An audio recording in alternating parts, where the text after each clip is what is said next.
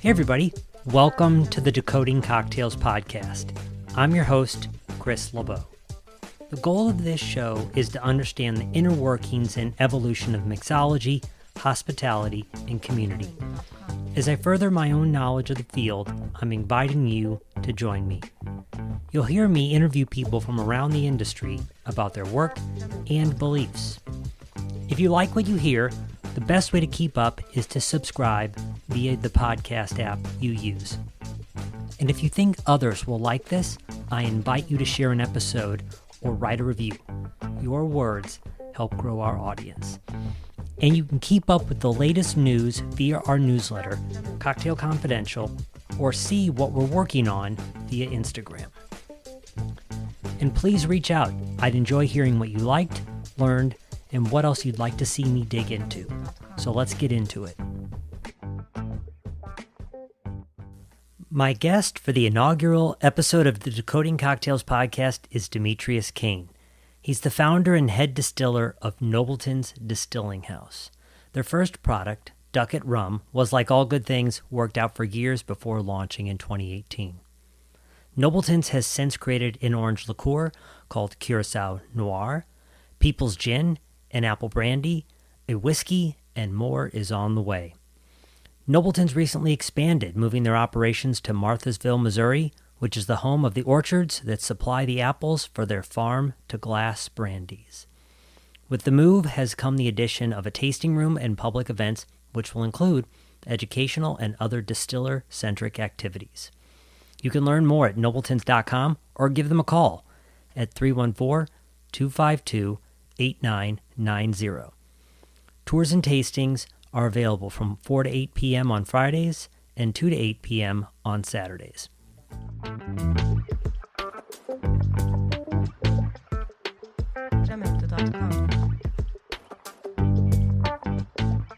So a little bit of context setting for you guys, and based on a few definitions that came up. So we talk about both fermentation and distillation, just to make sure that we're all on the same page. Fermentation is the process of converting starches into sugar. And from there, when those sugars are subjected to yeasts, alcohol is the effective byproduct. And this mash that comes as a result of it, the thing is about it is that the yeast that creates alcohol, like beer and wine, ultimately dies out around a 10 to 15% alcohol environment. This is where distillation comes in. Distillation is the process of boiling a mash, and because alcohol has a lower boiling point than water, eventually the alcohol evaporates, separating it from the rest of the mash, and is then cooled and distilled and separated, thus giving rise to many of the spirits we know. So a couple things that I just thought were wonderful in this opening segment. When Demetrius really gets wound up on talking about the time he devotes to fermenting, think a little bit about that compared to he talks about that his guess is that most other distilleries out there are typically spending 24, 48 hours, maybe a couple of days fermenting their products. He's often averaging roughly 48 days, and he talks a little bit about the difference between a slow versus a faster fermentation. And I think this could just be an interesting question the next time you're on a tour or digging into whatever your favorite spirit is. How long do they ferment and distill for? That is, to my mind, something that's interesting. It doesn't, to his point, necessarily yield a better product. The best product is the one you really like. But I think it kind of really shows off what he also often refers to as like his real commitment to things. He talks about the ways that it'll be harsh versus not when it's a lot longer of a fermentation period. He also talks about the way that you might think of rums like he makes, which is kind of considered a French Caribbean style, compared to the molasses version that most of us have tried. In most of the rums, he says that roughly over 95% of rums are made from molasses rather than cane juice as he uses. But he talks about them as tequila versus mezcal. I think that part was really fantastic. And the final thing that I really enjoyed during this, that speaks to the absolute passion this man has for running his business, is he said something along the lines of when he really was feeling impatient about rushing things, he said, you know what? You need to slow down and actually find that patience, because if you can't, you don't deserve what's coming. So with that, here's Demetrius. Demetrius, thanks for taking some time today. We should note up front that because you are a great and hardworking dad, that you have a little bit of a sore throat today because you were making a ton of money for them over the weekend. So thanks for making some time for us today. Definitely, Chris. I appreciate you being here tonight. Rum at the highest level starts with the sugarcane plant, as we've been talking about. Yep.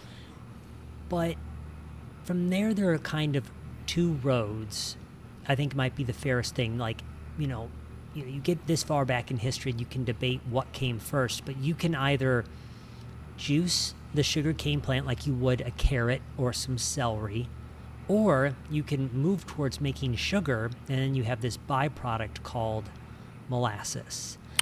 Am I incorrect? But for the people out there listening who are like, what is it? Rum can take these distinct paths. Do you mind talking about them, if that's the correct way to highlight it? Yeah, so it's actually one path.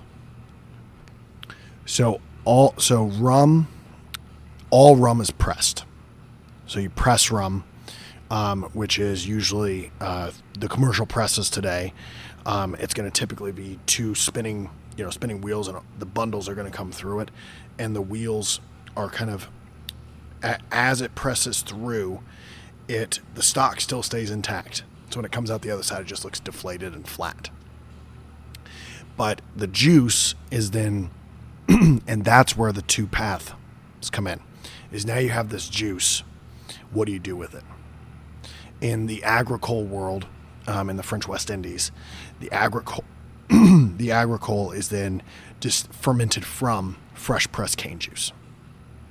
And by doing so, it gains the notoriety of being part of one of the most exclusive types of rum, which is agricole. But it's because it's made from fresh cane juice and it's in the French West Indies. So like champagne has to come out of Champagne. Everything else is sparkling wine. Doesn't matter how good it is. It's just a region. So you have to make it the right way. Plus it has to be in a region. And so if you don't make rum out of that, and now you have this juice, then you begin boiling it. So, going all the way back, to the primitive style, you would put in giant copper kettles or giant stainless steel, or even, cast iron, giant kettles, and you begin boiling. And the froth comes up, you scoop it off, and then as you boil it down, you continue scooping off the sugars, and that's where your crystallized sugars come from. So as it boils down, you scoop off a certain amount, and you cool it down, and then you break it into the crystals. And that's where you get your different grades of sugar, all the way down through your table sugars. A lot of people assume brown sugar is a different type of sugar, but it's really just white sugar with a little bit of molasses. Fancy molasses, but that's what it is, so it's kind of, it's all made in the same process. It's not like a different type of sugarcane. Now there are thousands of varieties of sugarcane, just like, there's hundreds of varieties of apples and hundreds of varieties of grapes and peaches and everything. But all of them make sugar. And then as you boil it down, you will get your grades of molasses. So you're going to end up with, your sweeter molasses, which still have a lot of sugar in them. And you scoop those out, and instead of crystallizing them, you keep them in the syrup form so you don't dehydrate them. And as you keep going down, you end up with your kind of your baking grade molasses, and then your backstrap molasses, which is typically what's used for rum making. Backstrap is kind of like the lowest form, so it's before you would throw it away, you turn it into something, which is why that's kind of why rum exists. Right. Because it's, like some people look at it as it's like, oh, it's the worst kind of, it's kind of bitter, and you say you have to age it so it doesn't taste bitter and all this stuff. But if they didn't do that, they would be throwing this heavily burnt substance into the ground, which would then hurt the soil. So it's a way of kind of recycling. So the rum industry is kind of born out of this desire to recycle. So you don't just destroy the ground where you're growing sugarcane and making sugar. So then you're like, what do we do with this sticky stuff? And so that's kind of where the rum industry comes from. And so partially, yes, it has two paths, but it's after it's juiced, after it's pressed. So and thank you for that clarification. That makes sense now that you say it.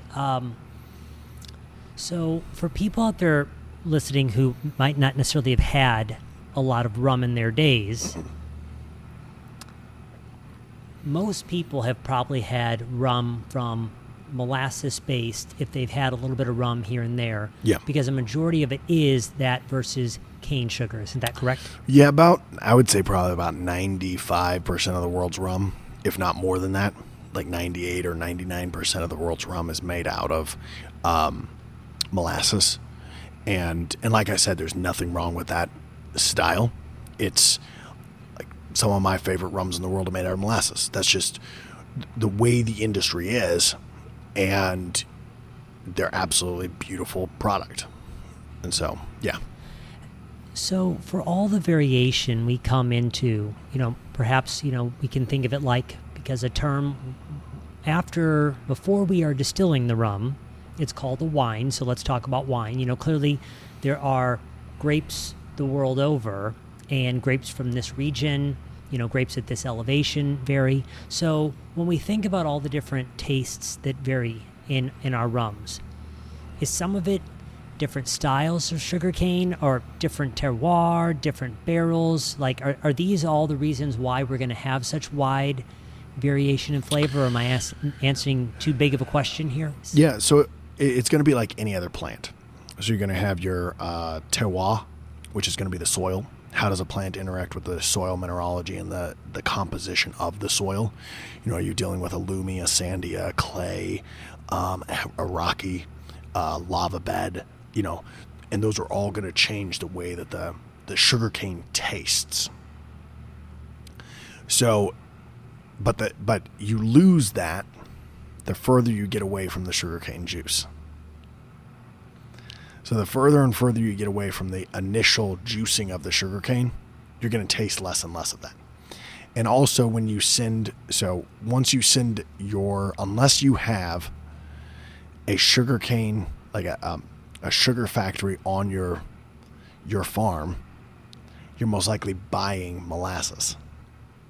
And then that starts messing up the terroir as well, because then a whole bunch of farms are sending to the same mill, and then that mill processes all that molasses, and then they send out molasses. Right. And so then that messes up. So it's hard to trace terroir unless you have your own sugarcane mill on your farm, or you're using juice, which typically if you're using juice, you probably have your own sugarcane mill. So Nobletons is the distilling brand. Duckett rum, up until now, has been our flagship. There are some things that have emerged and are on the horizon. Yeah. Some will be coming later, folks. You'll get to hear about them. But, so a couple of things. So you are making rums in that more West Indian style, where we are working with the actual cane juice. Correct. So tell us about that, and importantly, and I can remind if you get caught in the wind-up here, but you talked about how far away are we moving from, the land. I'd like to also explore Duckett's and Nobleton's agricultural practices too. So tell us a little bit about Duckett rum, how people should think about it, and then maybe we'll get a little bit into how your approach to the agricultural world too. Yeah. Man, you've got really good questions. These are really good questions. So I hope that I'm not too amateurish to answer some of these. So for anybody listening, there are some fantastic voices in the rum world too that have much, much more knowledge than I do. So if there's anything that you're like, this might not be and that's why I say some of this is my opinion. But on the rum side for Nobletons, the way that we don't step far away from the land. My relatives still manage the farm that we produce all of our sugarcane on. It's grown by the same generations of hands that have grown it for the last 4 minimum. Some go back further than that. And so we know the land.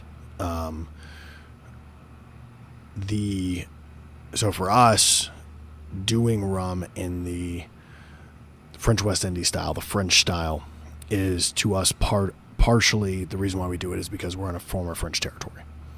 So we're in the Louisiana River Valley, as we kind of like jokingly call it, the LRV. And eventually we're going to start doing some Louisiana River Valley specific vintages, where when we find certain barrels that are really fantastic, we're going to start releasing some single barrels that are just really showcased. The terroir, the flavor, the texture, the composition, the bouquet, all of these things that we feel like really elicit that type, that style of rum.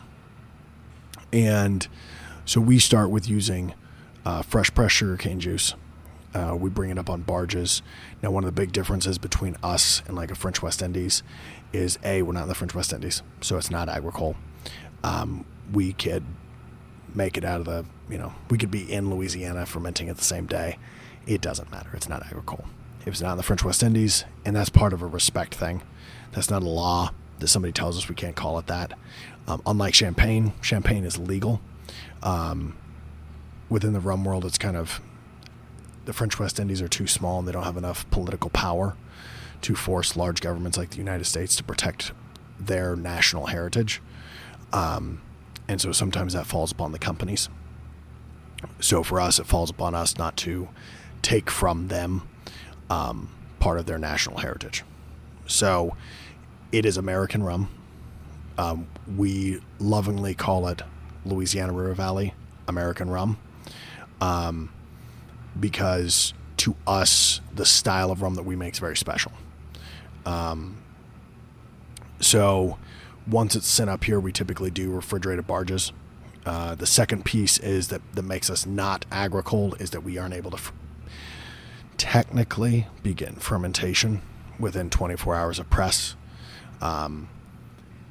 Legally, fermentation must begin once the raw material reaches the distillery. So all distillation,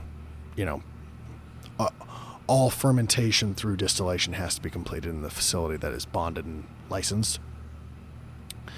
So that's my final answer on that. And so for us, it's really a one ingredient thing. Sure. And so, and obviously rum distribution can vary a little bit, but so, and whether or not, I'm going to use Bacardi as an example just because of this, but so if someone had a bottle of Duckett's blue, is the name Blanc or what do you call your white rum? My apologies. I would call it silver. Okay. We will eventually be putting Blanc rum on it. Okay. To denote the French style. But as of right now, it is our blue label. Perfect. White rum. So if someone were to encounter your silver rum, compared to that of a Bacardi, which at least they're going to be colored the same way and that they will both be perfectly see-through, from the moment that they will pop the top on the caps of those two bottles, they're going to encounter something drastically different, smelling yours and tasting yours. Talk to us a little bit about what that aroma is going to be like and what that taste is going to be like when they're enjoying it. So, kind of first off, if ours is sitting right next to a Bacardi is 40% or 80 proof, and ours is 100 proof. So first off, ours is a lot higher proof. So that's kind of something that I always tell people is, I like making rum and I like making spirits that kick. I'm not going to waste your time. I'm not going to waste my time. if you want to make a cocktail, I don't want to scrimp on the proof of my product so that you have to waste juice. Because to me, it's kind of a bartender thing. When I worked in bartending, I hated when you had a watered down cocktail, and it's all because the base spirit wasn't high enough proof. So I'm like, nobody ever complained about getting a bigger drink. So if it's too strong, add a little bit more juice and just enjoy a little bit more. So it's a little bit stronger proof there. But the big thing is going to be the aroma. So Bacardi is made to be very uniform. So you're talking a highly mass-produced product, industrially manufactured, to always be the same. Nothing wrong with that. That's their drive, to make a $13 bottle of rum or whatever it comes out at. And it's made out of sugarcane molasses, so technically it's a rum, but it's more like a vodka. It doesn't have a lot of flavor, it doesn't have a lot of texture, and it will lead to a lot of bad decisions. Our rum, the best way to describe it is if you've ever had tequila and then you have a mezcal is made out of agave too, but it doesn't taste like tequila. It has these aromas, these textures, this leatheriness. And that's how our rum is to other mass-produced rums. It has a kind of a banana or plantain aroma to it, a little bit of vegetal, has a little spring crisp green apple with kind of grassy notes on the finish. And it has a viscosity. So it actually has texture. So when you take a sip, it will, although it's strong, it will set in your mouth because the oil content is correct. And what I mean correct doesn't mean that everybody else is wrong, but we believe in long fermentations. So our minimum fermentation is 48 days. That develops that texture. And so by developing and properly processing that texture, it creates more, it creates better fluid dynamics in a cocktail. So when you mix it, it's going to better balance itself with whatever else you're adding to it. It's going to carry that flavor and move it around. And so whether you enjoy drinking a Coke or you want to make a daiquiri or a Caipirinha or whatever, it's going to balance better than that 40 proof rum that had everything stripped out, even though it's higher proof. Like, I make extracts all the time for my wife for like baking, like vanilla extracts and all those things. And if you use a little bit of our white rum to make those, it's fantastic. And it's because it has the oil. Everything else is stripped out. So. Okay. Yeah. So you mentioned that Duckett's rum is fermented for about 48 days. Correct. Yep. And, to some people, they go, 48, that's interesting. But without any context, for a lot of other distillers, and maybe, whether it's rum or not, how long are people typically fermenting for? And what might the difference be if I was going to ferment for a week versus, in your case, 7 weeks? So I can't speak to a lot of other distilleries. I would assume most distilleries are at the longest 7 days, if not most are, 24 to 48 hour fermentations. Hot, fast, get the job done, distill quick, get the product out as fast as possible.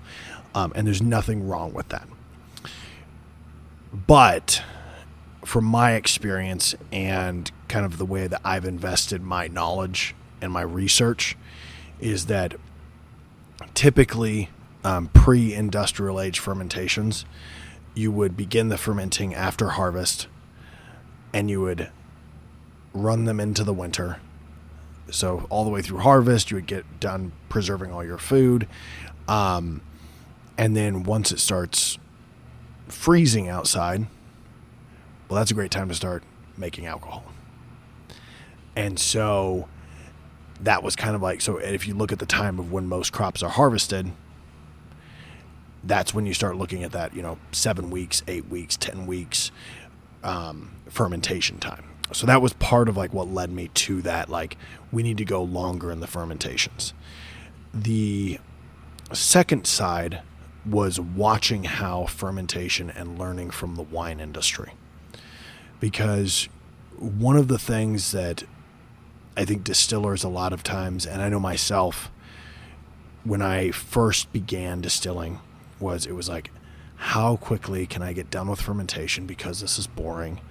I want alcohol. And it's not that I want to drink the alcohol, but it's like, I'm here to make alcohol. I want it as fast as possible to see what mistakes I made or what I can tweak or what I can do, because that's what I'm here for. I'm a distiller. I distill. I don't make fermentations. I don't mash. And for me, it was kind of that learning curve of, you need to slow down. You need to take a breath. If you can't be patient, you don't deserve to do it. So taking that step back, reading, watching what winemakers do, because vintners, talk about it, just a amazing wealth of knowledge. Mm-hmm. Vintners are so good at writing down everything they do. And I think distillers, if you look back through like historical distillers, it's like started fermentation, made rum, good rum, barrels.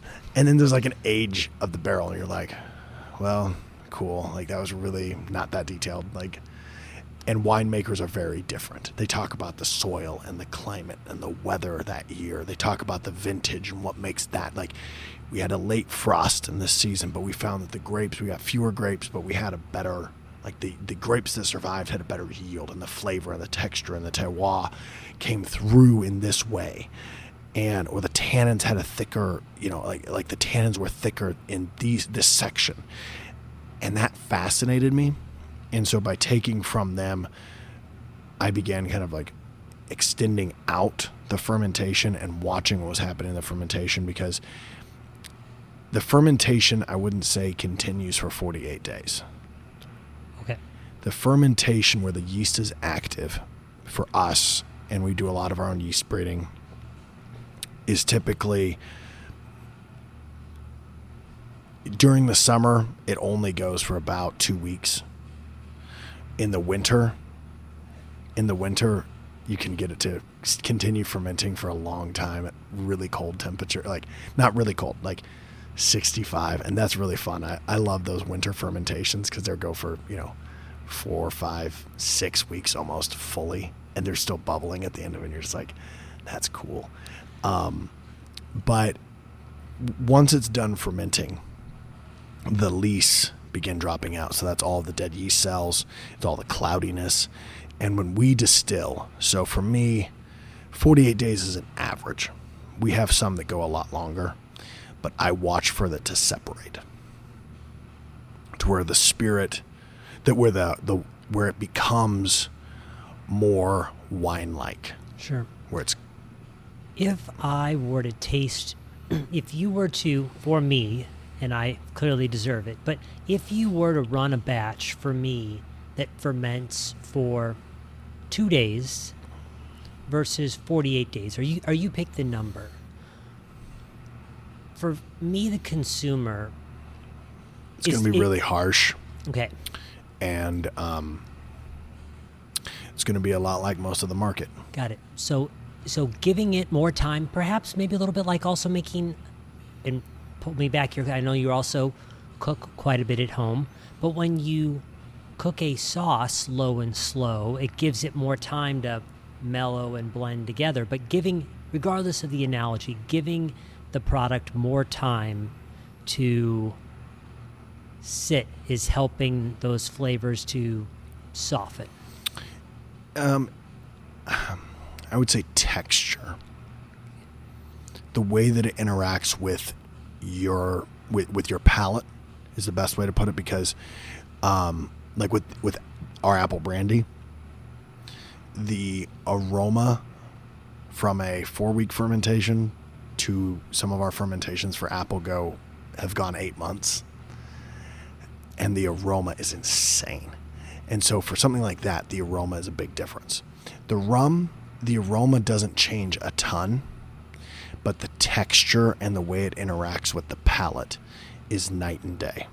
If I do a hot, fast fermentation, it's super just burny, gasoline, ethanol-y. And like some people are into that, I guess. I'm not. I enjoy, if I'm going to sit down and enjoy a spirit, whether it be in a cocktail or neat, I like feeling like I'm not angry at the world. Yeah. But, to each their own, I guess. Some people like that that rage, I guess. Because there's Fireball. I certainly know those raging spirits right there.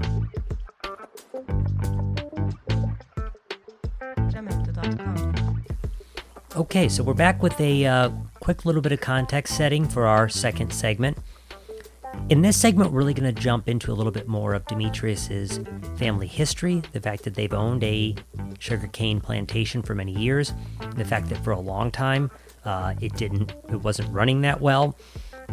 We talk a little bit about why that is. A turnaround in more high-end sugars led to there finally being demand for that, and that's where his sugarcane comes from to this day.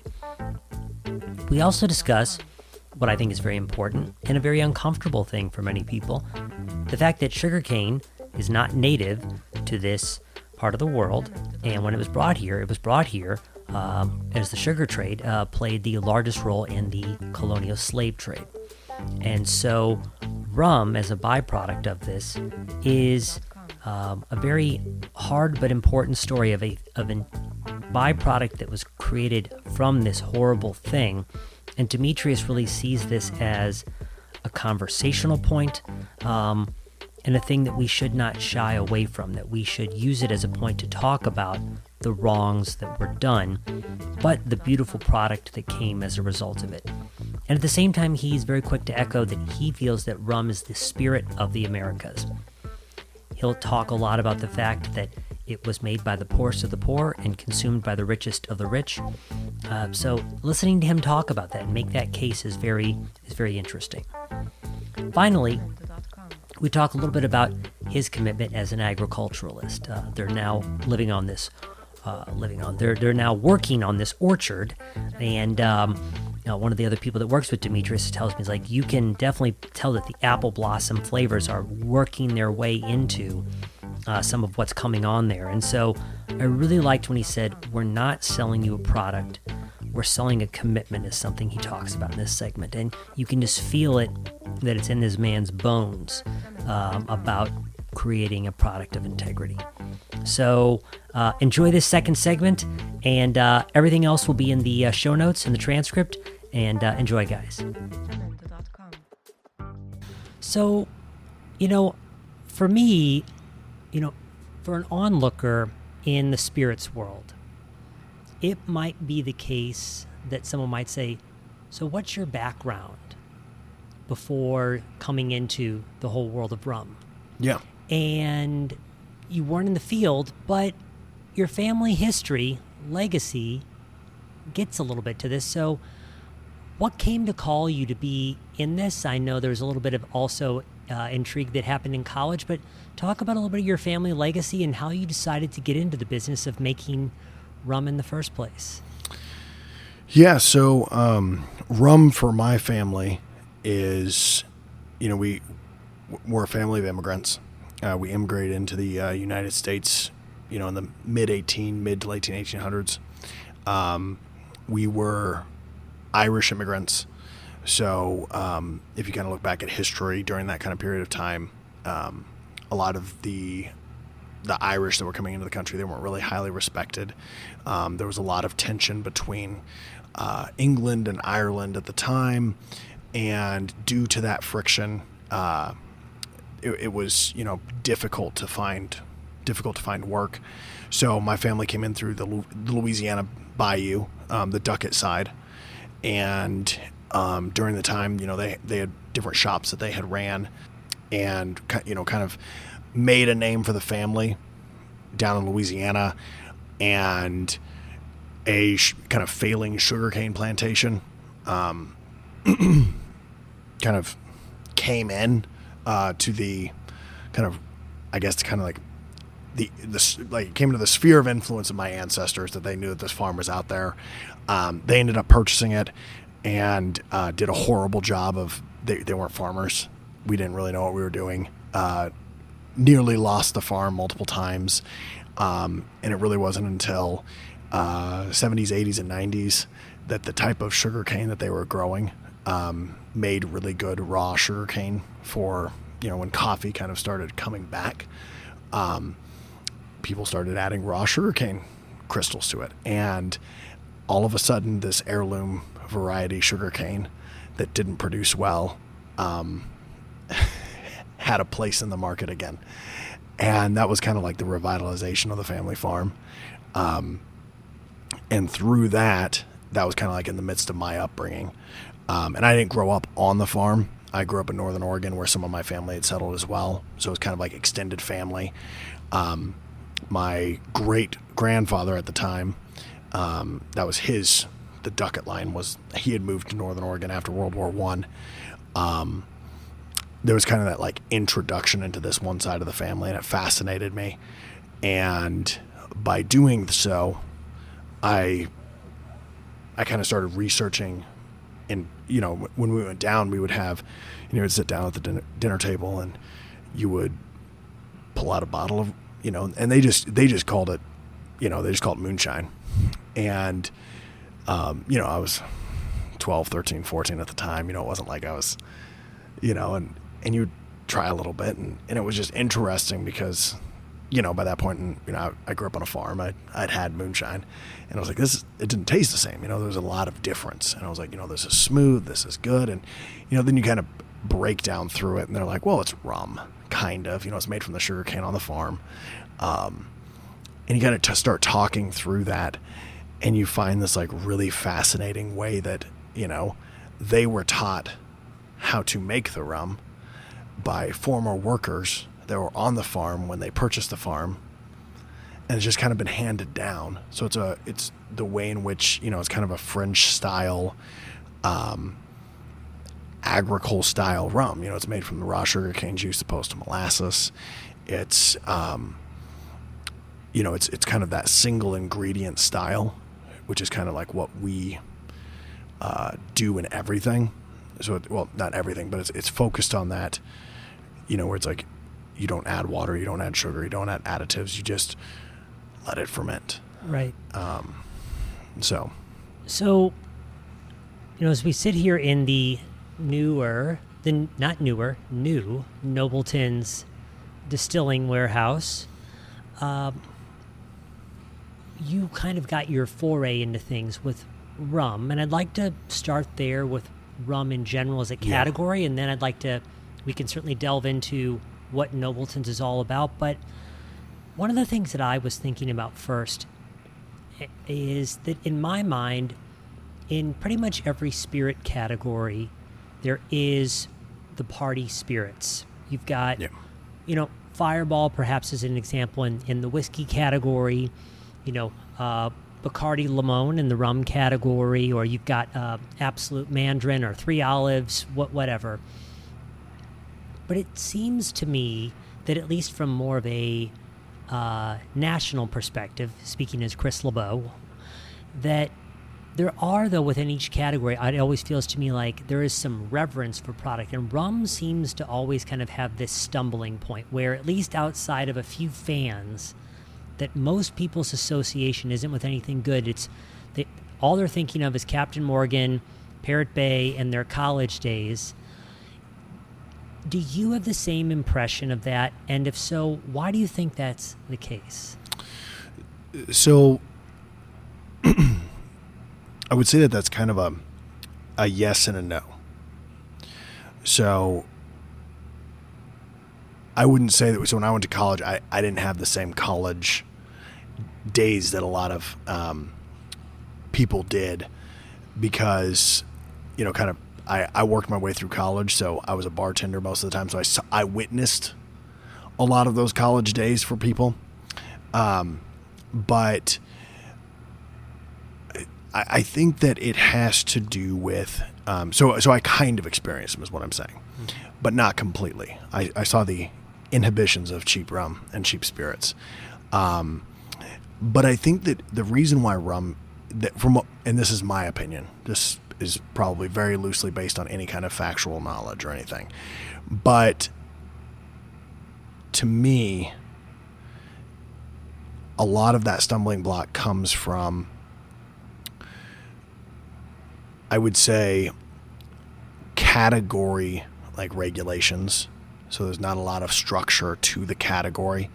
So one government says that this is a rum, another government says this is a rum, and all these different, and it's not that all of those governments aren't right, is that there's different rum traditions. And so you take all these different types of traditions because, it's like rum is one of the spirits that a lot of people like to attribute whiskey to America. But to me, rum is the spirit of the Americas. It was, made by the poorest of poor, drank by the richest of rich. It was, it's like, it's kind of what like tied all that together. And then it was kind of abandoned. And I think by that kind of abandoning of it, it hurt the integrity of what it was. And I think that the abandoning happened because of past indiscretions that were brought on by the treatment of, the cane workers on the plantations. Right. And I think that, there's kind of that shame thing of like a lot of people don't like to address that. Instead of recognizing the beauty of this spirit that, really, in a way, it's like should never have happened, but it did happen because you brought this, you like sugarcane, and this is where I believe this is true, but I'm not 100% positive. But I believe sugarcane isn't an American, like it's not an American native species. This one I actually know. It's originally from Papua New Guinea, and through various trade, and then eventually the slave trade made its way to the New World. Exactly. And so, and that's what I thought it was. And so, it wasn't from here. Much like through the slave trade, you had workers that were put onto these plantations against their will. And so you took these two things that weren't meant to be here, but then because of both of them being here, that's how we got rum. And a lot of people don't like to, so I think there's kind of a shame thing of like people don't really want to dig into that or talk about it. And instead of recognizing it's like this horrible thing happened and there's nothing like it happened, but look at what this group of individuals that should never have been treated that way, they still made something beautiful. Sure. And they made rum. I don't know if that makes sense. I think so. I mean, it's on my level, my family, we've kind of dug more into heritage in recent years. And I think, when you find ways that you are connected, and especially to be connected not just through, a story, but also through craft in some kind. Yep. To be actually connected to the earth in the way that you are feels very powerful. Yep. And so I will say, and you might have perused it as well, for anybody who wants to go real deep on rum, And a Bottle of Rum by Wayne Curtis is a great book where you can take the whole walk. But as I've dug into things too, until I read it point blank in various books to realize that for a long time, the largest part of the slave trade, the colonial slave trade, was anchored in sugarcane, is certainly a hard thing, but to also be able to use it for as a story to not move away from, but move towards this thing, I think is very powerful. Yeah. So you mentioned apples. Yeah. Or your apple brandy. We are sitting on the edge of an apple orchard here. Yep. So we've already talked about how your rum is very tied to family heritage and, staying close to and keeping true to the product. Yep. I know, because you were talking about earlier, that your belief about brandy and agricultural practices in general follow the same line. Talk about that a little bit for us. Yeah, so kind of I would say, everybody that works with me says that I need to have like a definitive mission statement. And I'm really bad about that because I'm a rebel at heart. And I'm like, well, the moment I put pen to paper and I write something down, it's going to change. And then my wife's like, yep, it will, but you should probably do it anyway. And I haven't done it yet. So 4 years in, we still kind of don't have a mission statement. Although I'm working on it. Before long, people are going to be amazed. But one of those like pillars, the best way to put it is I'd say a pillar of what we do, is that we are agriculturalists first. We believe that the only way to make premium spirits is to start with the ground in which we grow them. So if we want to make an apple brandy, we need to grow the trees. And if we grow the trees, then we can grow the apples. And by governing the process from start to finish, we're able to develop the flavor profiles by interacting with the soil, by proper compost techniques, by watershed. All of these things allow us to be better stewards of what we've been given first, but then also it allows me to begin that romance with the spirit before it is made. Because when you're looking at the buds on apple trees, or you're seeing how the bees interact in the field, you can start to understand how the trees want to be treated the way that they should be treated. It's like they're a very delicate species, and properly caring for them and taking the time to care for them properly before I take from them, it's like I'm giving them all of these things. It's like then they're giving back, and so there's kind of a romance to me of that. But it's, we're agriculturalists first, and what that means to us is that we grow that which we make into spirits, so that as an end consumer, yes, there are other rums on the market, there are other brandies on the market, there are other spirits, but we're not selling you a spirit. We're selling you a commitment to being stewards of the soil and tending the ground, which make our spirits, which grow the product to make our spirits. And it's hard. I think we were talking earlier that a heavy frost hit the orchard that we're setting in, and we lost 90% of the apples. So you lose 90%. The 2021 vintage of our apple brandy will be few and far between. And it's a gut punch, but that's part of being an agriculturalist distillery is, when you get hit with hurricanes in Louisiana, it's not going to the sugar mills and saying, who can get me the cheapest sugarcane? It's going, we will have less rum. Yeah. And you tighten the belt and you make the rum you got, and then you get creative, and yeah. So while I love nothing about hearing about the 90% loss of the crop, what I hear in what you're saying, and I believe that this line of thinking does exist in the craft industry, but what I hear is something that I feel like is we hear a lot more now in the food industry, where people are thinking more about, we are what we eat eats. This idea that caring for the vegetables, caring for, the livestock that we are consuming matters. And at least at this point, sometimes I feel like that story is not yet told to the same level. That, we look at all these bottles of like magical fire water, but we don't think about like, how did this begin and what was that land like? And of course, to Rum's earlier story, like you said, who are the people that made this? And of course, especially historically,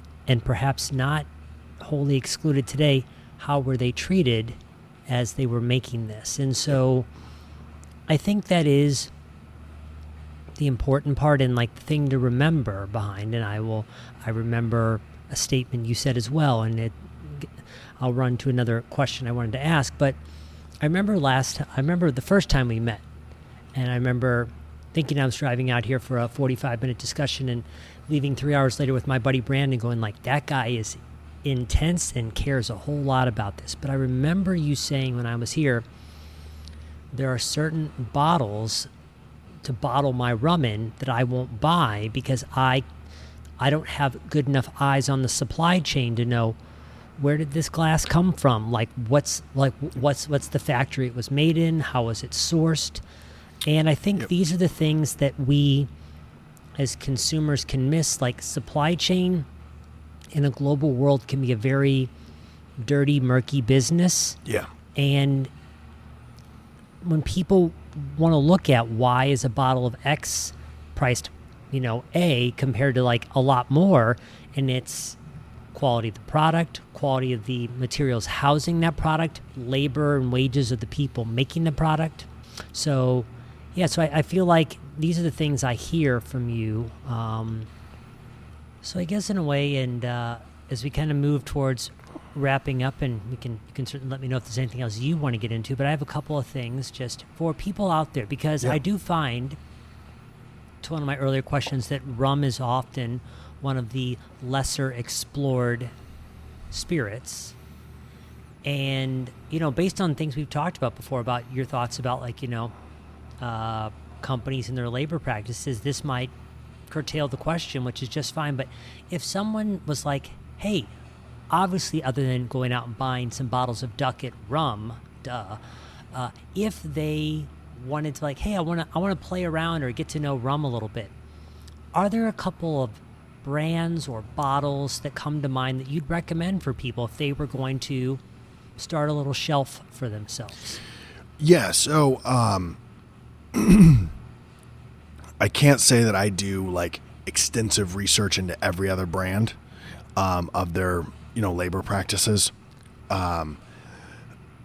There are fantastic brands that I think make fantastic products that I'm huge, absolute fans of. They're kind of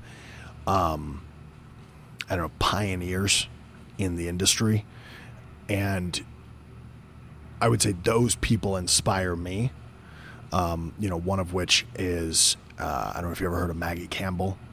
She's the former master distiller or head distiller of Privateer Rum, and she was recently just awarded the estate manager position of it's one of the most well-known rums. Maggie Campbell. Okay, if anything, I will put this in the notes if we can't come to mind. I can't think of where she was just given estate manager. I don't know her personally. Sure. I just know her work. I've drank a lot of her work. And she's a fantastic individual that, like I said, I don't know her personally. She doesn't know me, so we've never crossed paths. I'm an introvert, so I don't cross paths with a lot. Maggie, Demetrius says hi. Yeah. Another one would be Richard Seal. Richard Seal is the owner of Foursquare Rum Distillery. He is a master rum distiller in every way. He's another one. I would assume, based upon the character of who they are, that they would demand and require proper labor practices within their facilities and all those things. I've never worked there. I don't know, but fantastic. Just so those are some of the brand, and then there are spirits underneath them. I highly recommend everything Foursquare. Cool. And so based on those two pieces, we'll put a little link to their products for people to kind of... Absolutely. So one final question before we kind of sign off, unless there's anything else you want to get to, and then we'll talk also about where people should go if they'd like to learn more about Nobletons. Yeah. But I'm always interested in that very casual thing where suddenly people drop by and like, what are we having, right? So we are right now on the precipice of moving into colder months. Mm-hmm. If friends or family were to stop by, what's something, that you might be churning out, cocktail or drink-wise, in the cooler months? Hot buttered rum. You can, I think, go to our Instagram page and get that. You can also email me, and I will then send it to you. If you hang out long enough, I will end up making it and drinking copious amounts. Hot buttered rum is the greatest thing ever. So, I had a sneaking suspicion. And just in case, hopefully people are stumbling upon this all the time. So it's a warmer month. People are coming over in June or July or something like that. What might you be turning out at that time of year? Caprahania. Okay. And this is because I'm a nerd. So anybody that knows Brazilian cachaça. So our silver rum. Anybody that knows cachaça and may happen to know agricole. Agricole is made in a column still-ish, but it's usually 5 or 6 plates. Cachaça is made in a 28-plate, usual column. We have a 15-plate column. So it's kind of my love of both. That I was like, how do we combine? Both are made from fresh cane juice. So how do we make our own style that has both the texture, the aroma? Because cachaça is very neutral, but it has the texture. And agricole is very floral, but doesn't quite have the texture. And so I was like, how do we combine the two? So it makes a mean Caprahania. And so for people out there listening, this is similar to the daiquiri, rum, lime, and sugar, but often is pressed a little bit in order to better get some of the oils out of the lime Correct. peel. So, got it. Yeah. Well, Demetrius, unless you have anything else, this has been wonderful, but hopefully their interests are piqued about all this. But if they want to learn more about Nobletons, how do they learn more, or what do you want the people to know at this point?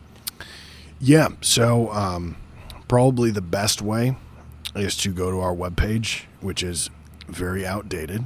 Hopefully by the time of listening, I will have updated said website with upcoming events and spirits.